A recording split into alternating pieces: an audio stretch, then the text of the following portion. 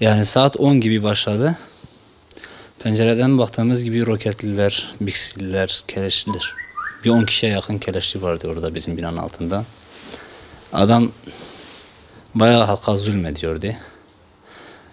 Ama gelen arabayı tekerine sıkıp işte tekerini indirdikten sonra halk kaçışmaya çalışıyordu. Bir vatandaş yarım saat belki uğraştı, yalvardı.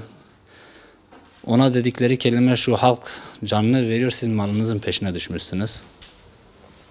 En son işte gidersin yoksa seni öldürürüm gibisi tehditler etti. Adam gitmek zorunda kaldı. Ve binaların kapılarını çalıyorlardı. Bizim binanın da kapısını çaldılar. Biz kimse açmıyorduk kapıyı. Açanlar da muhakkak olmuşsa ben görmemişim. Yani biz kaç bina gördüm, açmadılar. Bizimki de açmadık. Bağıra bağıra bak işte surda destek vermediniz, biz de burada sizi katledeceğiz gibi söylemlerde de bulundular. Bir arkadaşımın deyimine şahit oldum. Hatta açık açık bağıra bağıra söylüyordu. Benim 4 yaşındaki çocuğuma silah dayadılar ve bana hendek kazdırdılar.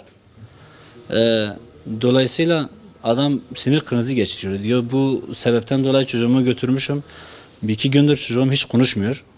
Yani travma mı geçirmiş artık neyse, çok psikolojikmen konuşmuyormuş. Yani böyle şeyler yaşanmış.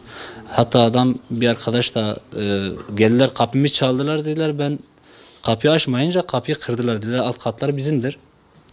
Dolayısıyla biz çıkmak zorunda kaldık.